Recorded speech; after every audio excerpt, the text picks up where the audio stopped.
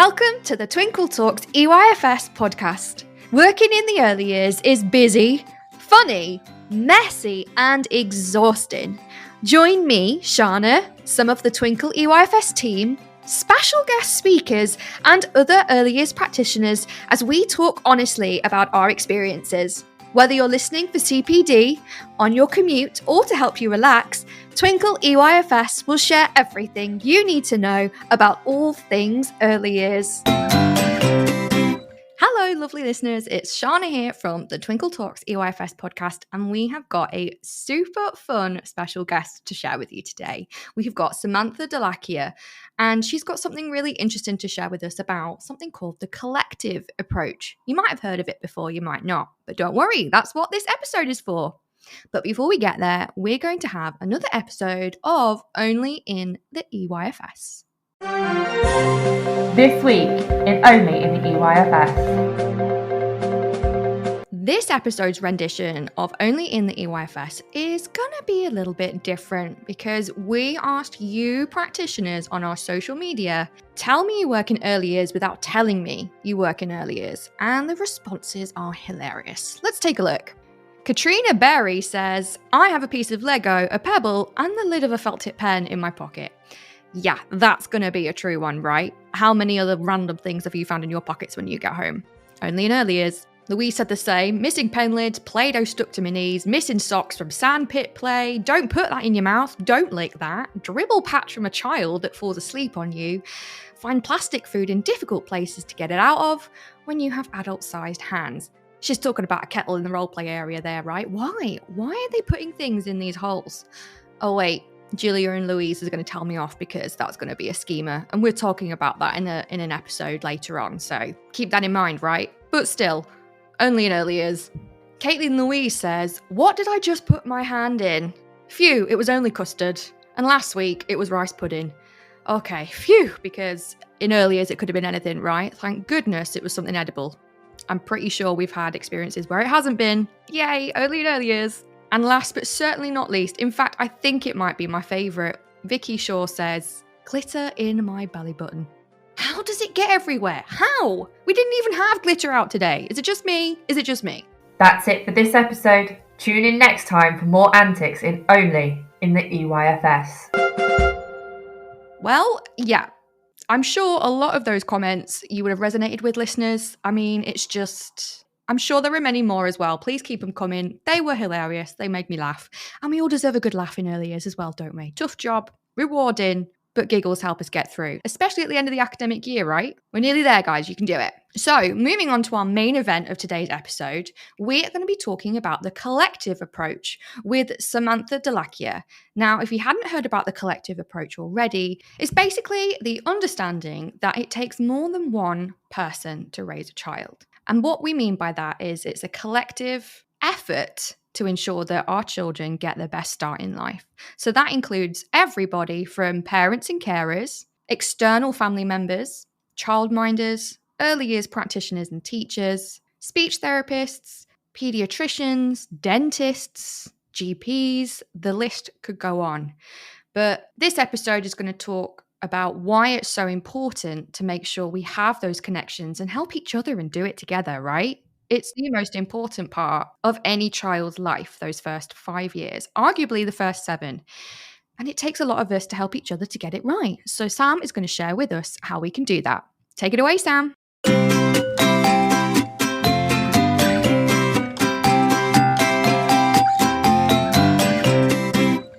Hey Sam, it's great to have you on our podcast. Thank you so much for coming to talk to me today. I'm super excited. But before we get stuck into the right details of what we're going to talk about today, why don't you introduce yourself to our lovely listeners? Tell us about you, tell us about your education journey, and about what you're up to now. Ooh, where do I start? And thank you so much for having me.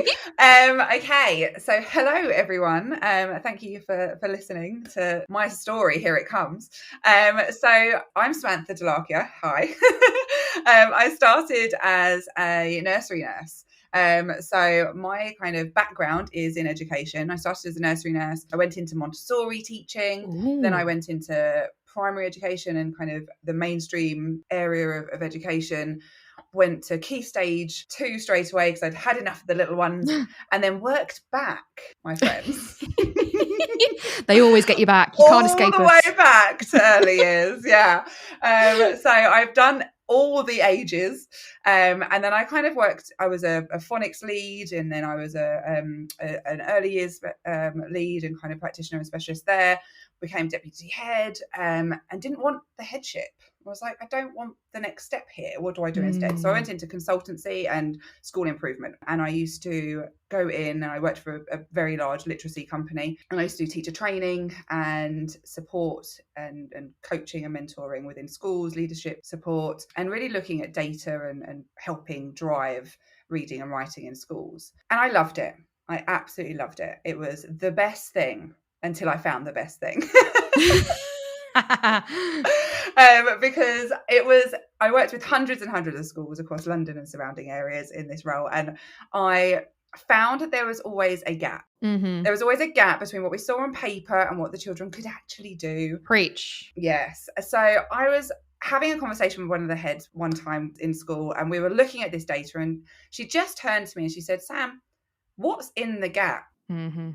And we sat there and we looked at the gap, and we thought, it's not they can't do it. It's not that they don't know it. It's that they're not applying it. And anyone in education will be like, yes, we have seen this. This is, the thing that we see all the time. Yeah. And so we started to look at the data, and we started to think, okay, if it's not the knowledge, it's the application. And they always say that, knowledge is key, knowledge is power, but actually knowledge is knowledge. Mm-hmm. Application is where the power is, because if you know everything, you do nothing with it. It takes you nowhere. If you know it and do something with it, it propels you forwards. So we started to look at confidence in the children that we were looking at, their numbers, looking at the data. And that was when I started to do the confidence and communications coaching with children, because we started to see huge gaps in what they were doing there, what we were seeing, and the fact that they didn't believe that they could do it. They didn't think they could do it. So when they got to any test scenario, any assessment scenario, anything that didn't feel like the average day-to-day stuff, they just clammed up. And it was there that I started to really kind of hone in on what I wanted to create. And it was thank you to that head teacher there who turned to me and said, Sam, you should do this full time. And look, she did. And yes, so there we go. I did. And I started with that school, and we did confidence communications coaching with those children. And from there, we had children go a whole year's progress in less than 12 weeks doing the program that I put together. It was incredible. Wow. The outcomes were fantastic. And we started to think, okay, it's all about confidence. And then we realized it wasn't all about confidence, because actually there is another layer to it, and that was emotional regulation. Mm-hmm. So it grew from there. I started to, feed all these things in. I certified as an NLP practitioner and executive coach and mentor, started to really look at kind of the neuroscience behind behavior. I've done lots and lots of investigating in this topic. And now what we really do is we focus on the 360 support. So now we kind of look at what are the needs of those children that are not showing success, quote unquote, because that is where we need to be. And it was through those sessions actually that the company shifted, because I had children come to me in these sessions and say, Sam, I'm doing all of this work with you.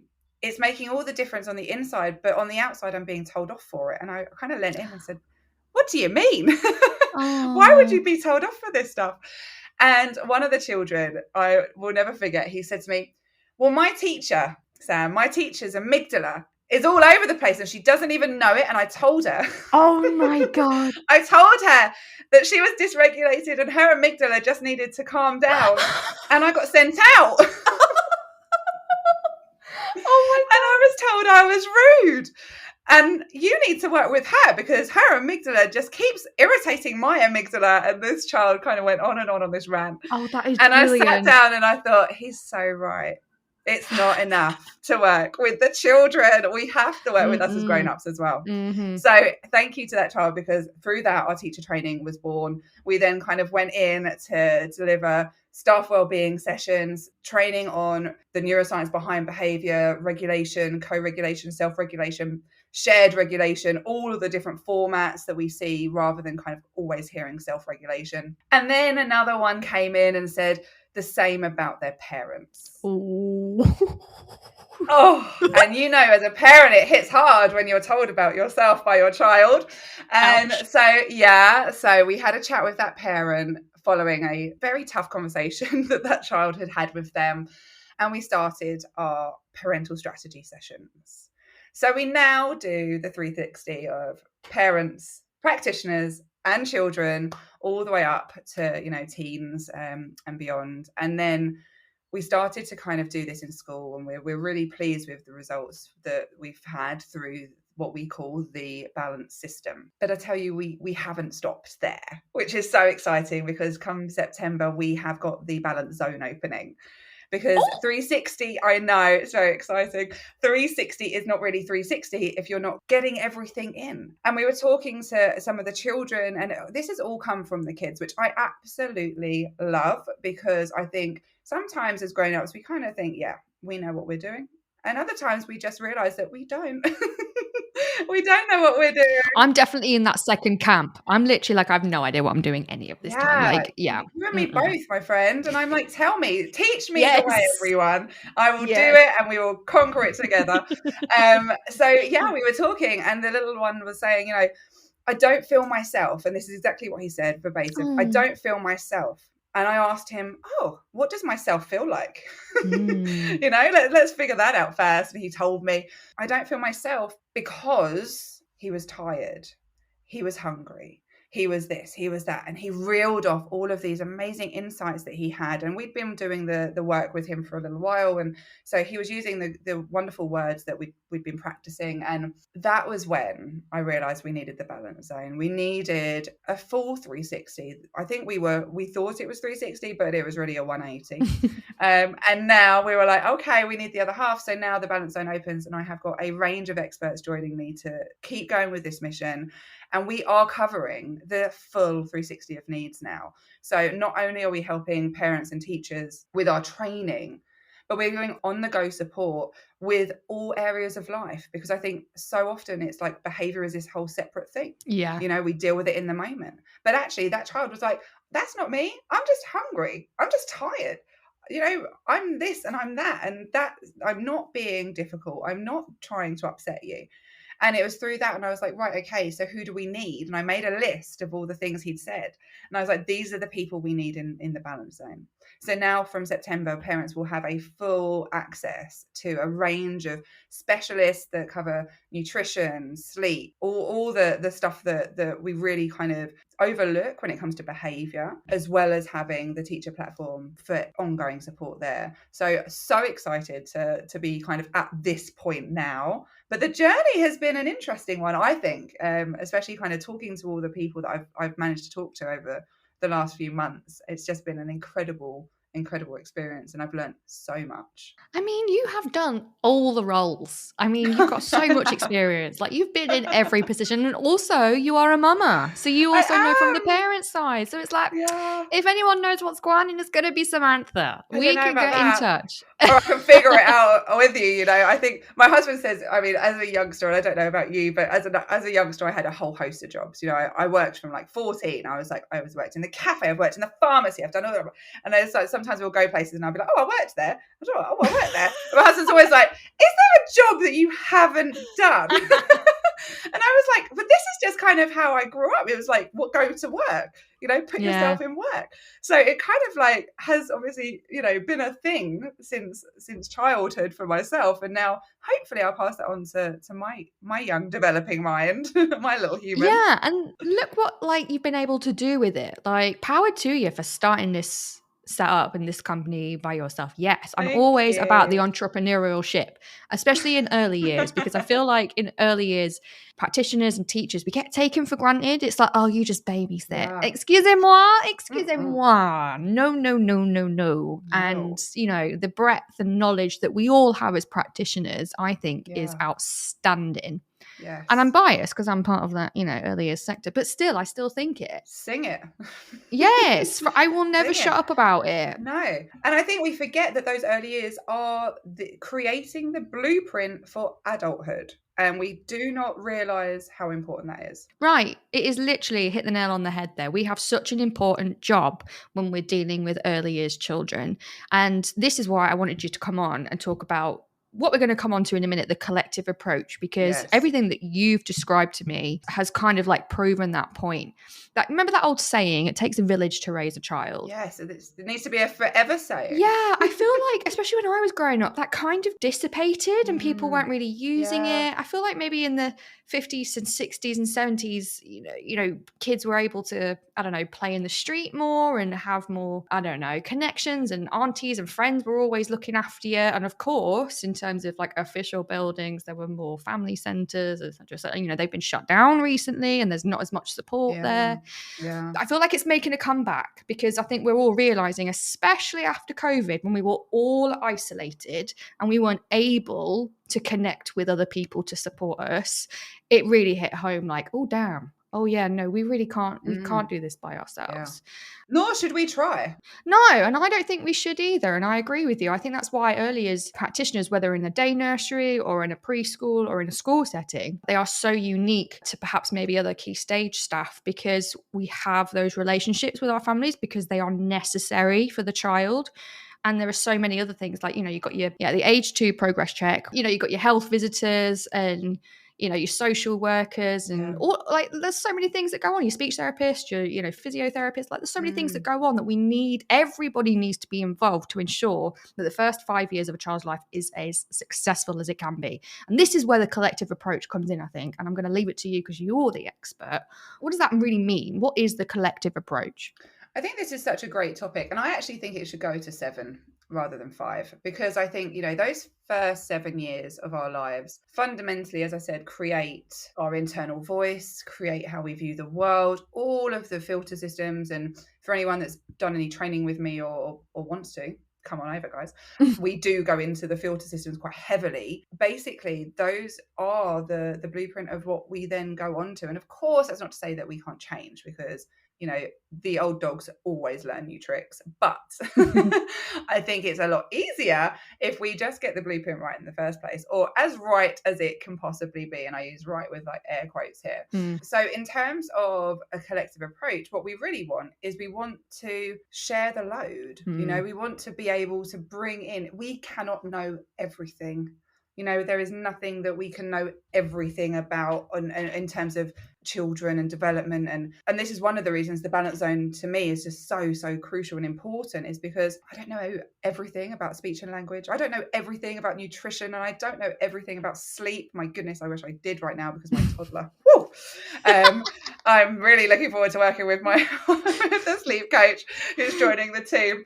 But so all of these things, they are collective. We, as a human being, the human experience is a collective experience. There is no one thing that we do. We do everything, we do all of it. And to support the whole self is not possible if you don't have a whole team. We talk about in education and kind of care settings, the team around the child, or the team around this and that. And actually, it's not just when we are in need that team is important. And I think certainly the balance system and the approach that we're working on so heavily is one that is preemptive. It is, I don't know if I just made that word up, guys. No, that is an official word. That's a real word. I do have the Sam dictionary available for anyone that wants it. But in terms of the world around us, we want to preempt where we're going to need that support. We want to make sure that the children that are in our care, whether they are ours at home or ours in the classroom or the nursery or whatever, they get that. And they get that from a young age. Not that they get the help. Yes, we want that too. But that they get that they can't do everything by themselves. Right. I mean, my toddler would disagree. Oh, well, toddlers know best. That's what I've learned. Just, they're the leader. But you're so right. And like, why are we waiting until it's difficult? Why are we waiting until people are struggling, or the children are struggling, or the parents are struggling? Like, this whole collective approach should happen from the off, for everyone, not just those in need. I think as well, the fear factor. The fear factor is the problem. And actually, I was talking about this earlier because we're so fearful of accepting the challenge or accepting that life is a challenge or has lots of them. And we're so scared to take social services help, to sign up for that. I was working with a parent really recently who actually, when she first had her child, her first son, she was offered help. She was offered this through the NHS, I believe, that she could sign up, and it was almost parenting classes, which I think everyone should have available to them. Parent strategy sessions are fantastic, a huge need. Everyone should have them. It's not a critique, it is a support. But she wanted to sign up, and at the bottom it said that she would be on the social services radar or the list, or I don't know the phrasing. She told me about this. So she didn't sign up. She had a bit more than the blues, potential depression. She left there without any help. Her call from the support services at the time was on the phone. No one went round. I mean, this was kind of pandemic time, so it was tricky.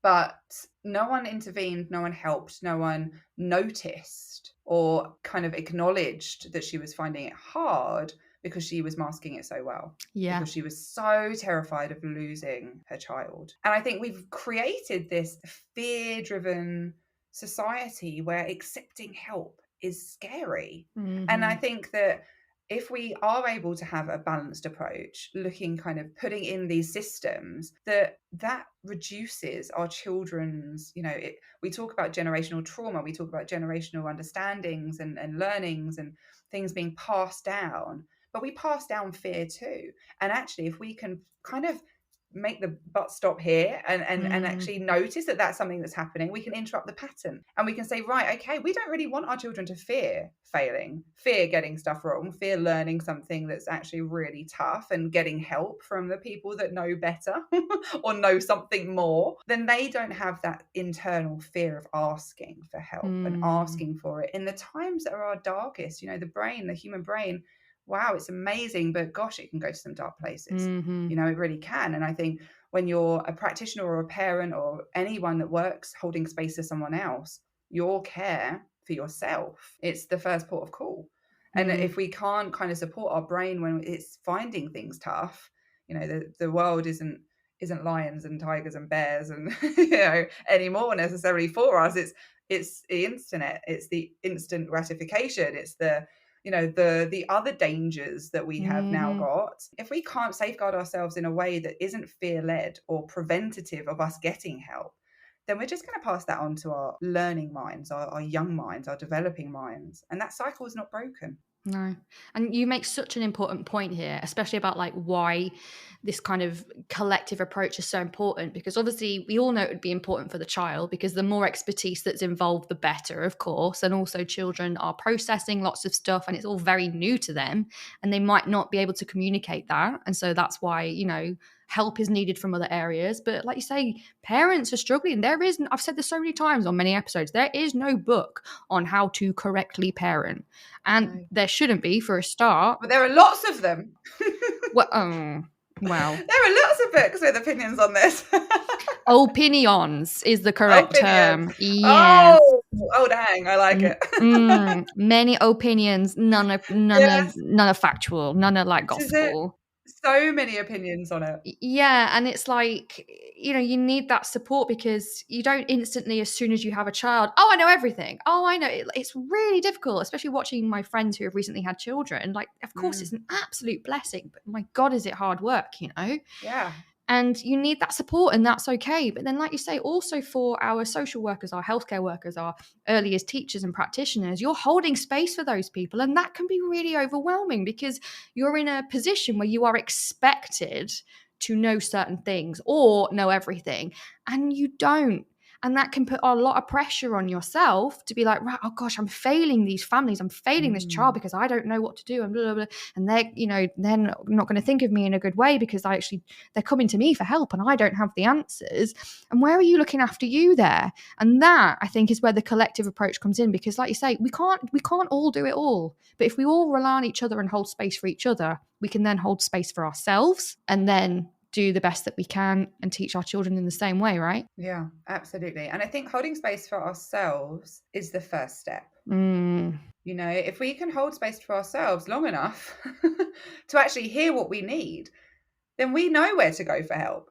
But if we are not holding space for ourselves, you know, and this is really difficult because, I mean, social media is amazing for so many things. But it's also really challenging because it creates a lot of white noise. It creates a lot of background noise. You know, I always talk about self-care and, you know, kind of what that actually looks like. And social media will throw so much at you around self-care. I mean, it's, you know, self-care Sundays of having a bath or having a shower or all these things that are actually just, you know, hygiene. So when we think about self-care, I think we have, you know, go and get my nails done or go and get my hair done. It has to be this external thing. But actually what self-care really means is listening to what you need. That is caring for yourself. And if that is a bath, then that is a bath, not because you need to have a bath. Not because you're smelly. Yeah, it's because of what it gives you. Exactly that. It's because of, it's really time, relaxation, calm, you know. And I think sometimes we overlook that and we don't realize that self-care is not about the external care. It's about the internal care.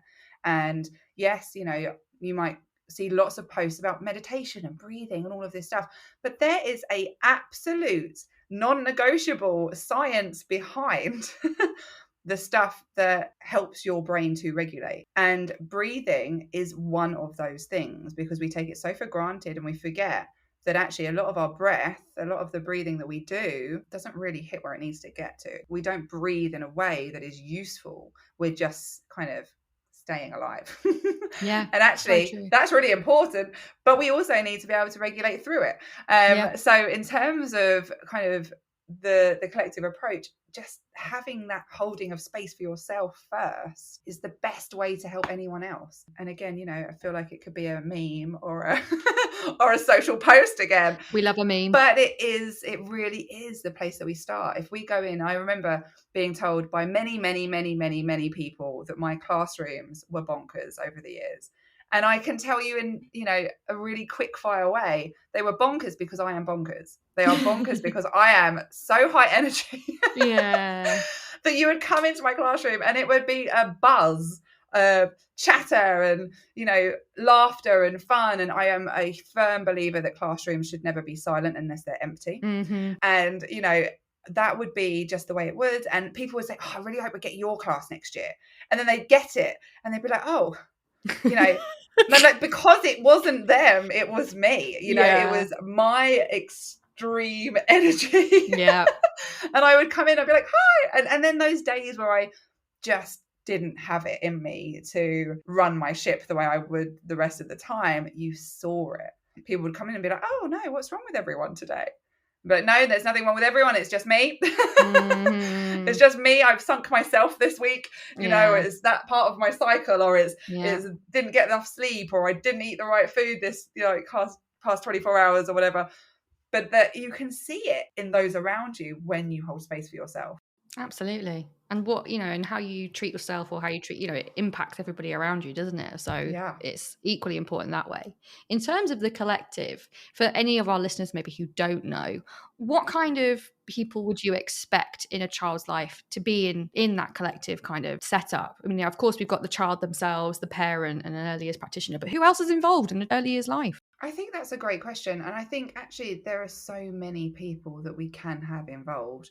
And I think it's a could and can rather than a should, because everyone needs something different at different points. So I don't know if it's necessarily that we have everyone at once, but, you know, some children will need a speech and language therapist, will need an OT, will need a, you know, and all of these kind of other elements that come in, because our physiology and our physical development is kind of leads into a whole host of others. So, I did a lot of work around when I was creating this system, talking to people around sound processing and the impact our ability to process sound has on everything. My goodness, it's huge.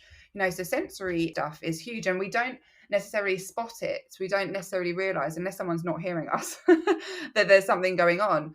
So I think, having that team around just to check in with is great, so I definitely think, nutrition is huge, sleep is huge, speech and language is huge, because there's always something that you can be working on to develop those skills in those early years. It doesn't have to be a speech and language challenge or a struggle or a problem. It is just about bringing that in to help their communication. I definitely think that when we're looking around kind of those early years, having access to, the post-care for mums is really important. I had a rather hormone-driven discussion with my with my health visitor, who couldn't come out, or they weren't doing any home visits, according to her, during the pandemic. And I just said, how dangerous is that? I could be doing anything, and this, obviously was not, just, put that right Disclaimer. out there. But I could have been, and no one would have known. And how dangerous is that for those little beings, and so having access to that post-care, not only for your child, but for yourself as a new mum going through a new identity, or creating or finding a new identity. And the brain does like a whole kind of neurological shift as you turn into a mother. Just like in toddlers and teenagers. The science is a matrescence process. If you're interested to look it up, it's fantastic, really useful. In fact, one of the balance team is a matrescence expert, and they will be in the parent section of the balance zone. That is so important, because understanding the brain and how it works in different chapters and different times of development. So really, I think there are so many options. It's just bringing them in one by one and having that, I obviously kind of do coaching a lot for parents. I do 360 mum coaching as well, which is where we basically take their life and throw it out on a page and work through it, because it's all connected. I don't believe that there is a work-life balance. I believe that there is a life balance, because when we try and separate work from life, we get internal conflict. So it's just balancing life. And I think we separate everything, don't we? In school, we separate all the subjects. In life, we try and separate all the, our hobbies and this and that. But actually, when we start to integrate things, when we start to bring things together, that's when we make the most progress. That's when we can see what works and what doesn't, and the patterns of our own behavior. So I think there's so many people that we could bring in. But I think, first of all, we always need to look at our physical needs first, and then our emotional needs next, or both at the same time, because they're hugely linked. And actually, if we look at kind of behaviorist theories, and we look at kind of Maslow and, the hierarchy of needs and stuff like that, I think that our physical needs drive our emotional needs very, very strongly. If I am hungry, you know about it. My husband calls me Samgry, because he's like, it's a whole other level of hangry right there. Hangry is I think they need to add it to that list of emotions. I mean, it's a real thing. Yeah, it is. I suffer greatly. Me too. Massive hangry person a lot of the time. So it is kind of thinking about, well, that impacts our classroom. Yeah. I mean, it certainly impacts my toddler at home. It certainly impacts my toddlers when I was in the nurseries. It always impacts staff in the staff room. Exactly. You don't want to be in that queue for the microwave when everyone's hungry. So it really does have an impact. And I think nutrition is a huge one. Sleep, as I said, is a huge one, because they are fundamental needs that impact what we think in that moment, and then what we experience emotionally. Yeah. And I think in the collective as well, you were touching on something that's really important. It's, yes, there are loads of different people that are involved in the child's life, like the OT, like the speech therapist, stuff like that. But also, it's just as important to look after the families. Like you say, that postpartum care for the mothers. And what about, fathers? Because, not all fathers get the same paternity rights as mums do. They don't get as much time. They need a whole different set of support as well. Single families, same-sex families, there's so many different challenges that all unique families need support with, and that's okay, but also to have support for each other. Sometimes, it's great to have the experts in who, have spent time and specialized in this in order to help us, like your early years teachers and stuff like that. But also having a community of people who are also in the same boat, I think, is also really important. And that, in terms of the collective as well, it's just, you don't necessarily have to have a level of expertise to be supportive. And I just want to touch on, in terms of like what you've seen and all the work that you've done, what's the impact in not having, I mean, I know you've talked about your clients who didn't get support through the pandemic. What sort of impact have you seen on children, on families, and even like teachers and nurseries? What's the impact you've seen when this collective approach breaks down and there is no support? Yeah, I think that's such a good question. And actually, before I answer that one, thinking about the community, the community vibes, that's so important. And having that sharing is really important. I always also do remind people that there's one thing about sharing that isn't necessarily helpful. And that's when you are sharing a story that's not useful over and over again. Because although and this is just a human experience kind of thing, but we are drawn to people who are having the same challenges as us. It's a great way to connect, is to kind of have a little complaint share, have a little moan about something together. And that is so useful because we get to air it, get it out, and feel, no rejection or judgment with someone else who thinks the same thing. However, having a range of humans and with experiences in your community is really important, because otherwise you kind of sink your ships together.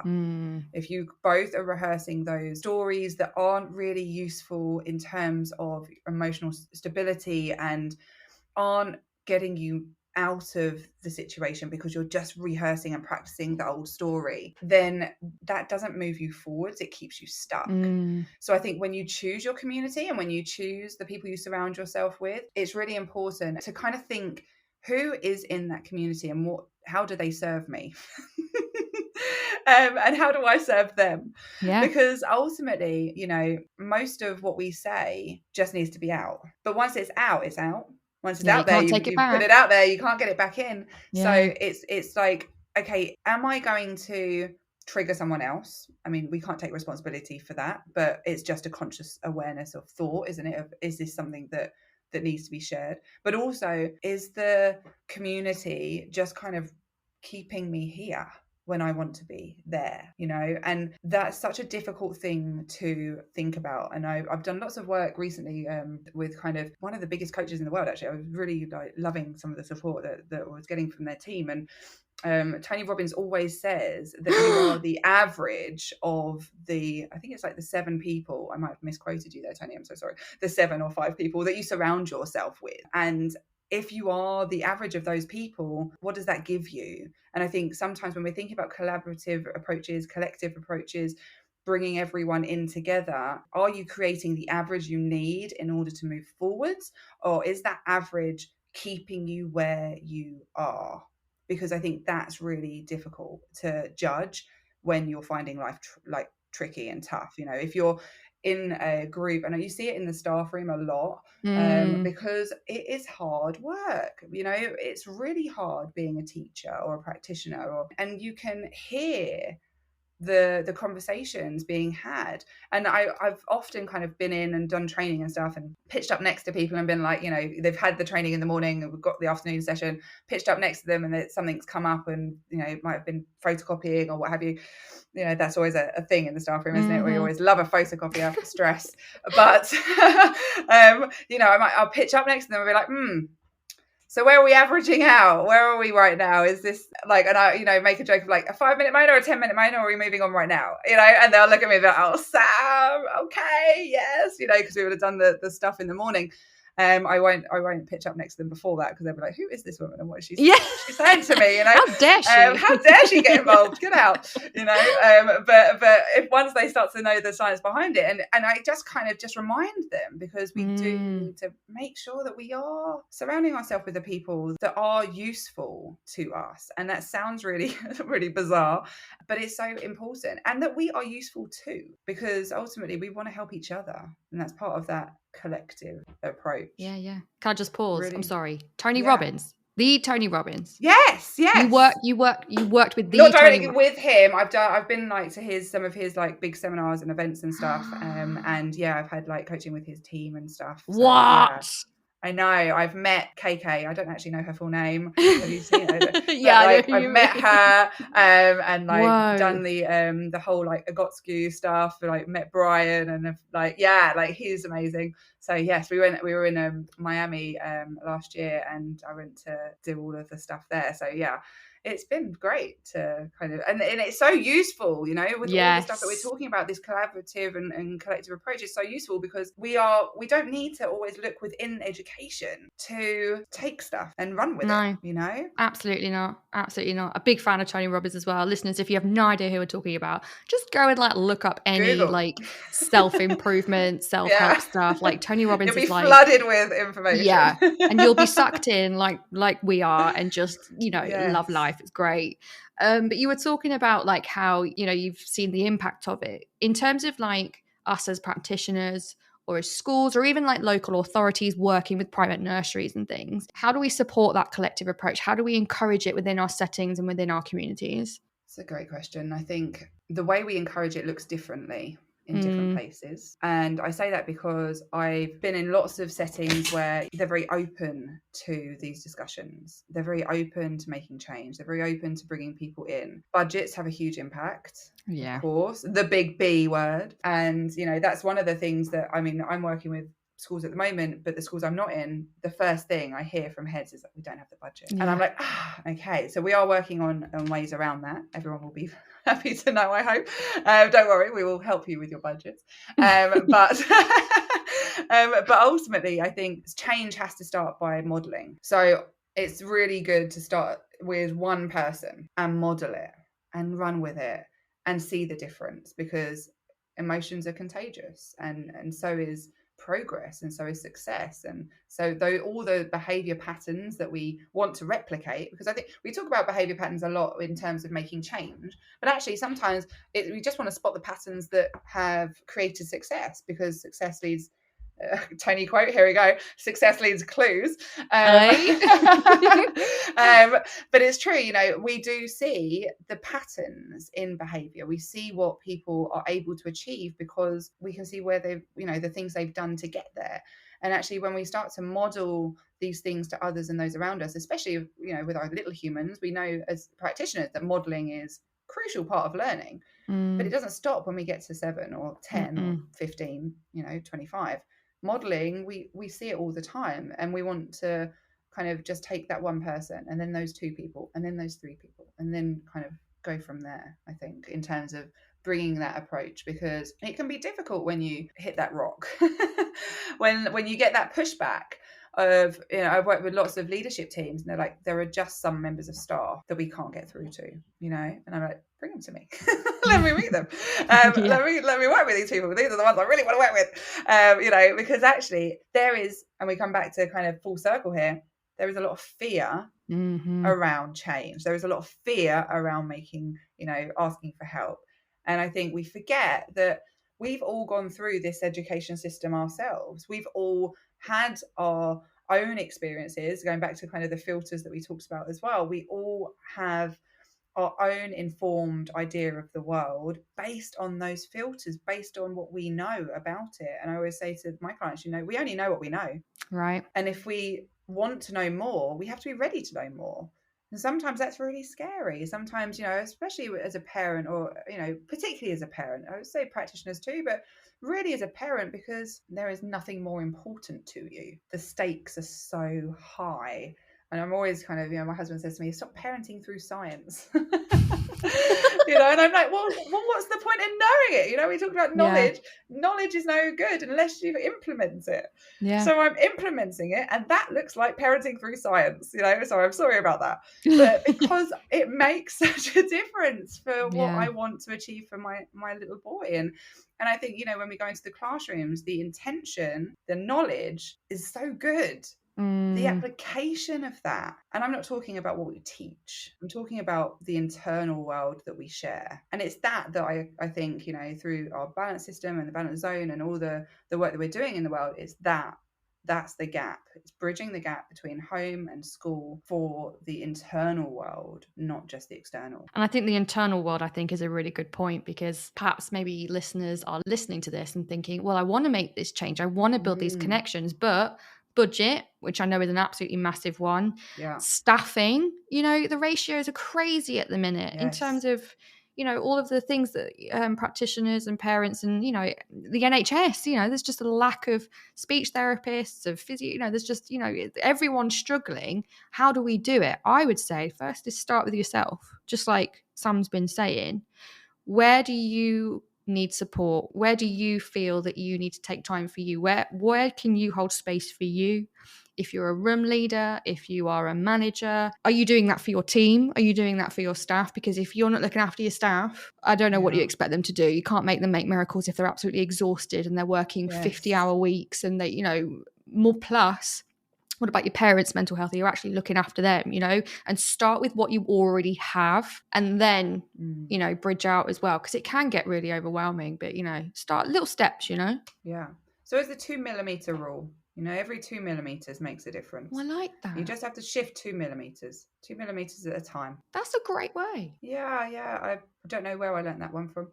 It just, but it does it. It makes a shift. It all makes a difference. And I think sometimes we want the meter. We want to, the difference in our minds has to be so big. This huge change. And I'm absolutely kind of with you. I want to make huge change. My goal for what we are doing is to make huge meters and meters and meters and meters of change. But actually, it's being done by 2 millimeter changes in one classroom, in one school, in one home.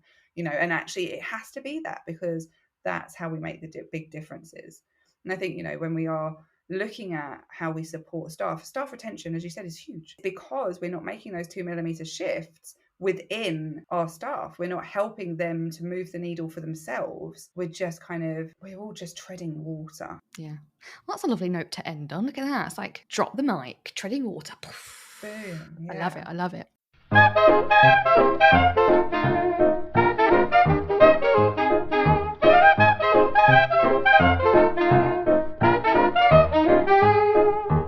Now, before we go, are you happy to play a little game? Because I always do it with my guests. Oh, always. Let's play. Oh, I love it. Yeah, let's do it. Let's end on some fun.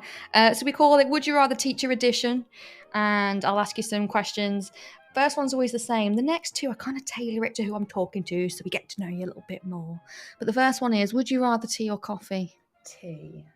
Oh. But not a generic tea. Oh, I'm sorry. I know. I have found a love for turmeric tea. Oh. Which is so random. But yeah, that's my go-to. I started to this is kind of balanced approach, guys. I started to look at kind of health benefits of certain things, and turmeric is well up there. So yes, I have tea. I either have lemon and ginger or I have turmeric.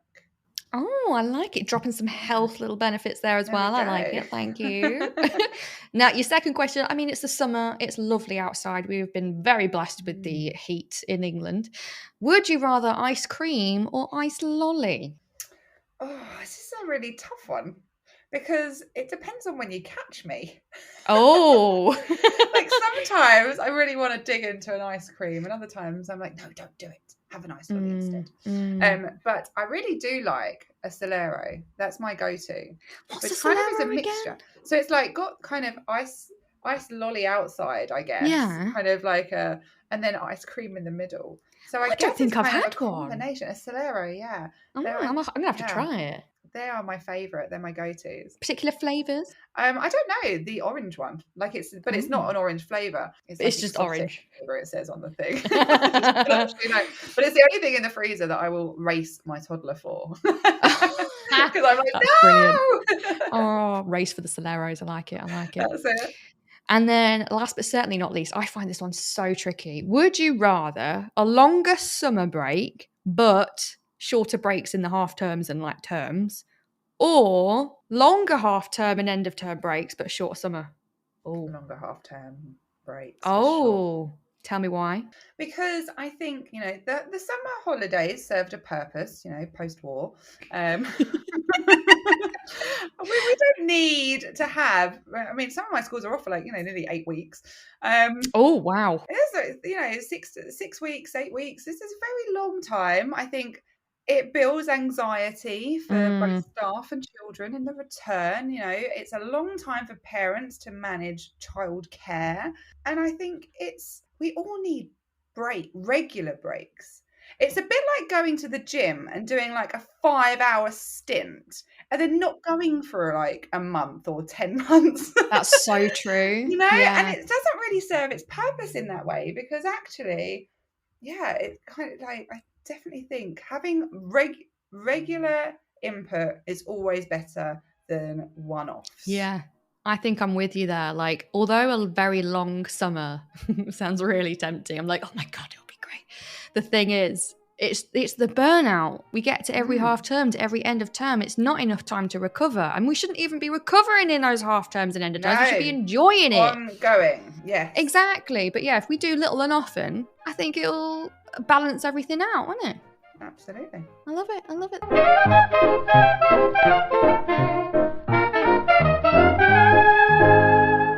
There you go, Sam. It's been an absolute pleasure talking to you today.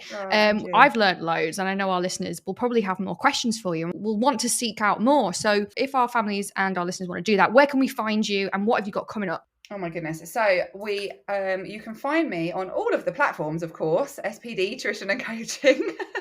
So I tend to hang out on Instagram.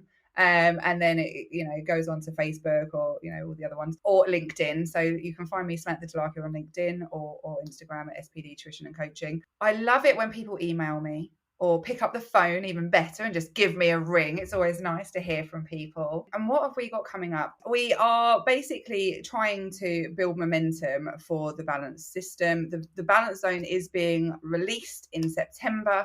Doors will be open for schools to, I guess, subscribe, for want of a better word. So they will get access as part of the training, the wider training, they get access to that. Schools will also then be able to give access to their parents. Wow. Not only do the teachers get access to the teacher zone, but they get a code for their parents to access the parent zone too. So we are full 360ing it, guys. So that is opening up in September, and we are fully booked for September. So we haven't got any training availability in terms of setting trainings for September. We are kind of working now back end of that term and into the new year. But anyone that is interested in running staff wellbeing sessions, anyone that wants to run we're particularly kind of focusing on emotional regulation in terms of supporting behaviour. And coming away from rewards and sanctions. That's really kind of the goal with regards to that balanced approach, is to start building that internal voice that holds momentum for our young people. So we are running lots of those throughout the year, and that of course can be bespoke for settings as well. So exciting. I'll make sure to put all the links in the episode description as well, so you're just a click away and people can go and have a look. But I'm so excited for your launch. Please keep me updated. I want to know. We will. Yeah, absolutely. Good. I'm excited. Well, thank you so much, Sam. It's been lovely. Now go and enjoy the lovely weather. I'll let you go, but it's been a pleasure. And I hope you have a great day. Thank you so much. Thank you.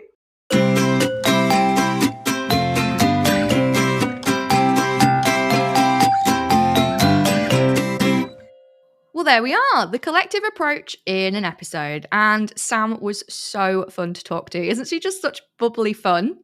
You can feel her energy, I hope, while you're listening to her. It's very exciting. And she's clearly really passionate about making sure that the early years is a community and we help each other.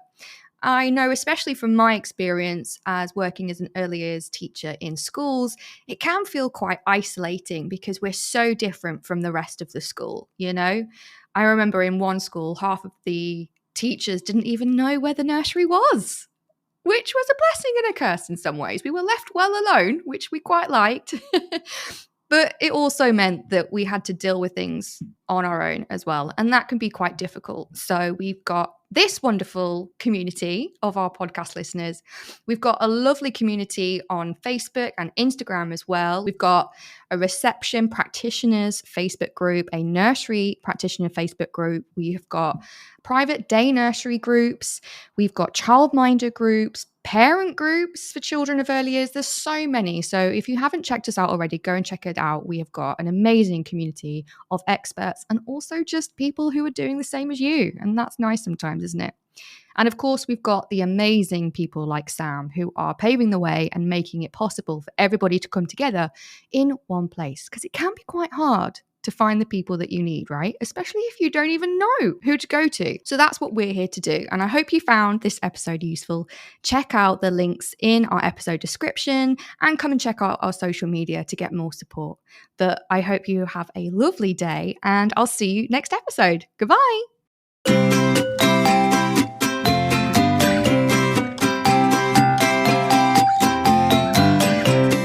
So that's it for today's episode. I hope you really enjoyed it.